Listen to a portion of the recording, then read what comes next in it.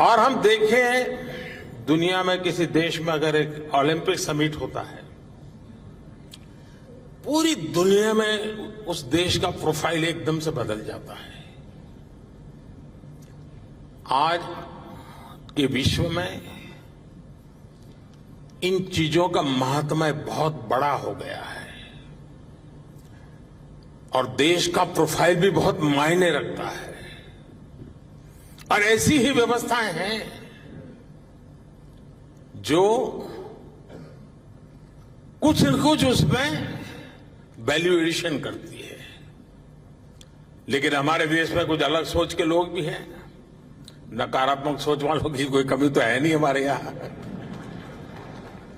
इस निर्माण को रोकने के लिए भी नकारात्मक सोच वालों ने क्या क्या कोशिशें नहीं की। खूब तूफान मचाया गया, अदालतों के चक्कर काटे गए।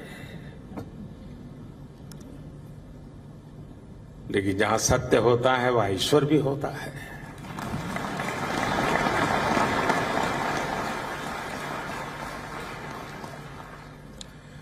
लेकिन अब ये सुंदर परिसर आपकी आंखों के सामने मौजूद है।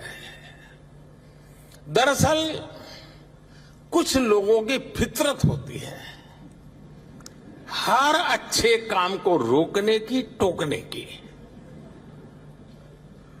अब आपको याद होगा जब कर्तव्य पथ बन रहा था तो न जाने क्या क्या कथाएं चल रही थी। फ्रंट पेज पर ब्रेकिंग न्यूज में क्या कुछ चल रहा था। अदालत में भी न जाने कितने मामले उठाए गए थे। लेकिन जब अब कर्तव्य पथ बन गया, वे लोग भी दबी जुबान में कहने लगे, यार अच्छा हुआ है, कुछ देश की शोभा बढ़ाने वाला है। और मुझे विश्वास है कुछ समय बाद भारत मंडपम के लिए भी वो टोली खुल करके बोले या ना बोले, लेकिन भीतर से तो स्वीकार करेगी। और हो सकता है किसी एक समारोह में यहां आकर के लेक्चर देने भी आ जाएंगे।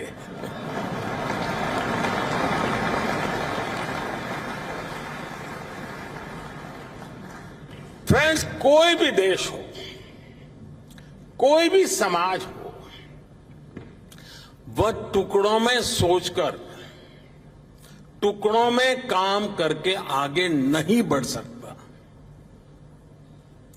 आज ये कन्वेंशन सेंटर, ये भारत मंडपम इस बात का भी गवाह है कि हमारी सरकार कैसे होलिस्टिक तरीके से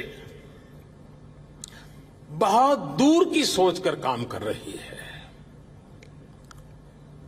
इस जैसे सेंटर्स में आना आसान हो,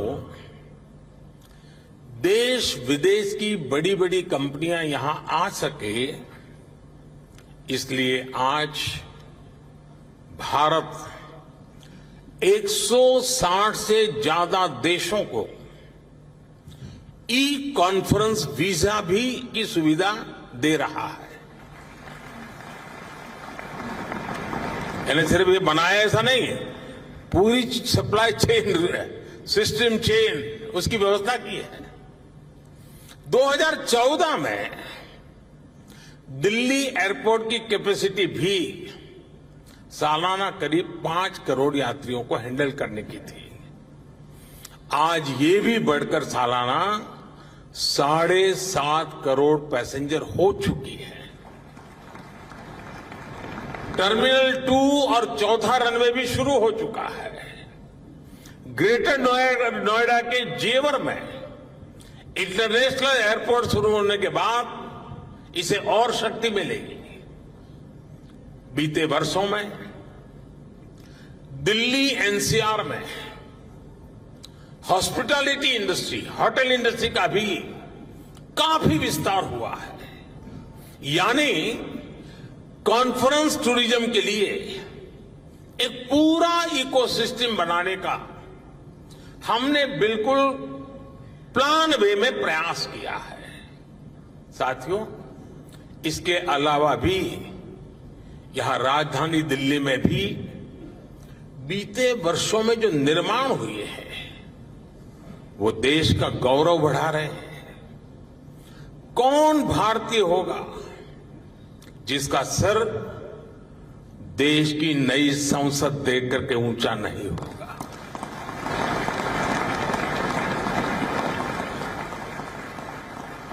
आज दिल्ली में नेशनल वॉर मेमोरियल है,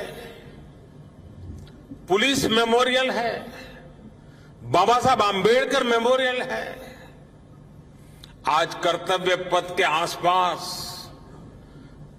सरकार के आधुनिक ऑफिसेस, दफ्तर, उस पर बहुत तेजी से काम चल रहा है। हमें वर्क कल्चर भी बदलना है, वर्क एनवायरनमेंट भी बदलना है।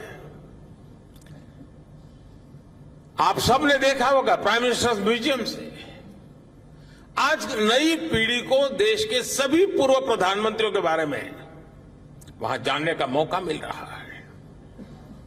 जल्द ही दिल्ली में, और ये भी आप लोगों के लिए खुशखबरी होगी, दुनिया के लिए भी खुशखबरी होगी, जल्द ही दिल्ली में दुनिया का सबसे बड़ा, और जब मैं कहता हूं दुनिया का सबसे बड़ा, मतलब दुनिया का सबसे बड़ा,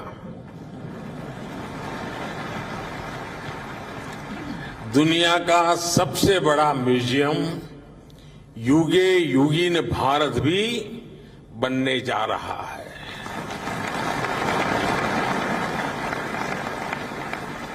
साथियों, आज पूरी दुनिया भारत की ओर देख रही है।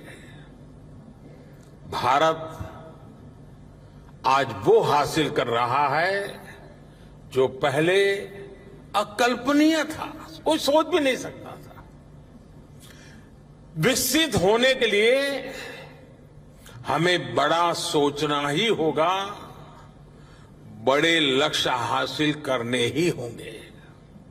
इसलिए think big, dream big, act big, इस सिद्धांत को अपनाते हुए भारत आज तेजी से आगे बढ़ रहा है। और कहा भी गया है, इतने ऊंचे उठो कि, इतने ऊंचे उठो कि जितना उठा गगन है। हम पहले से बड़ा निर्माण कर रहे हैं, हम पहले से बेहतर निर्माण कर रहे हैं, हम पहले से तेज गति से निर्माण कर रहे हैं। पूर्व से लेकर पश्चिम तक, उत्तर से लेकर दक्षिण तक भारत का इंफ्रास्ट्रक्चर बदल रहा है। दुनिया का सबसे बड़ा सोलर विंड पार्क आज भारत में बन रहा है। दुनिया का सबसे ऊंचा रेल ब्रिज आज भारत में है। 10,000 फीट से अधिक की ऊंचाई पर दुनिया की सबसे लंबी टनल आज भारत में है। दुनिया की सबसे ऊंची मोटरेबल रोड आज भारत में है। दुनिया का सबसे बड़ा क्रिकेट स्टेडियम आज भारत में है। दुनिया की सबसे ऊंची प्रतिमा आज भारत में है। एशिया का दूसरा सबसे बड़ा रेल रोड ब्रिज भी भारत में है। आज भारत दुनिया के उन देशों में है जहां ग्रीन हाइड्रोजन पर इतना बड़ा काम हो रहा है। साथियों, आज हमारी सरकार के स्तंभ और पिछले टर्म के कार्यों का परिणाम पूरा देश देख रहा है। आज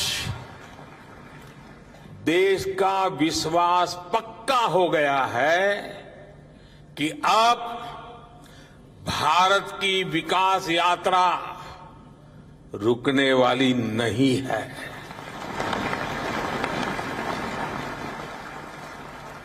आप जानते हैं कि हमारे पहले टर्म की शुरुआत में भारत वर्ल्ड इकोनॉमी में 10वें नंबर पे था।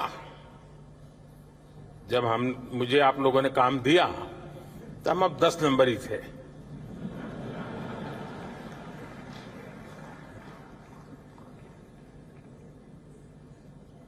दूसरे टर्म में आज भारत दुनिया की 5वीं सबसे बड़ी इकोनॉमी है।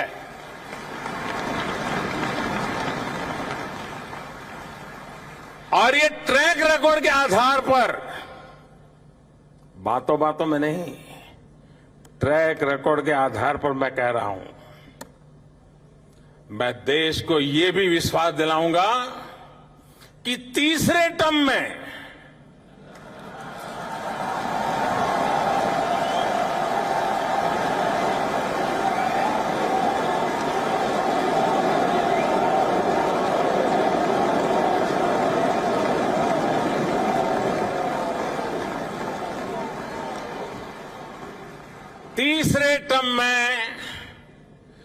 दुनिया की पहली 3 इकोनॉमीज में एक नाम भारत का होगा।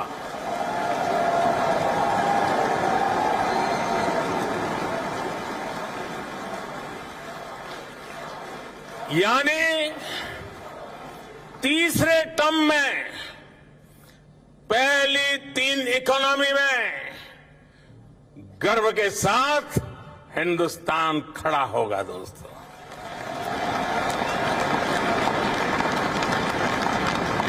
थर्ड टर्म टॉप 3 इकोनॉमी पर पहुंच के रहेगा भारत, और ये मोदी की गारंटी है।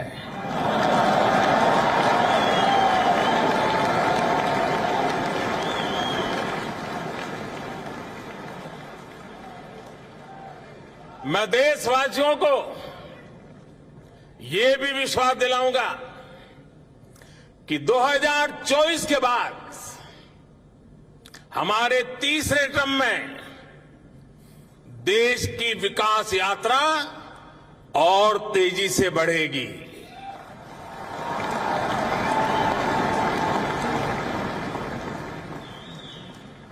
और मेरे तीसरे कार्यकाल में आप अपने सपने अपनी आंखों के सामने पूरे होते देखेंगे।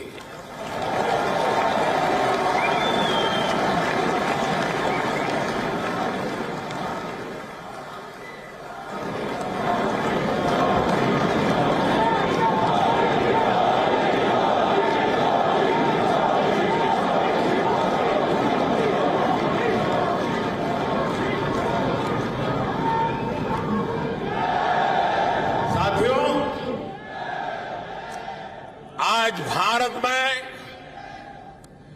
नवनिर्माण की क्रांति चल रही है। बीते 9 साल में भारत में आधुनिक इंफ्रास्ट्रक्चर के निर्माण के लिए करीब करीब 34 लाख करोड़ रुपए खर्च किए गए हैं। 34 लाख करोड़। इस साल के बजट में भी कैपिटल एक्सपेंडिचर 10 लाख करोड़ रुपए रखा गया है। नए एयरपोर्ट, नए एक्सप्रेसवे, नए रेल रूट, नए ब्रिज, नए अस्पताल। आज भारत जिस स्पीड और स्केल पर काम कर रहा है, यह वाकई अभूतपूर्व है। 70 साल में, ये और मैं किसी की आलोचना करने के लिए नहीं कह रहा हूं, लेकिन हिसाब किताब के लिए कुछ रेफरेंस जरूरी होता है।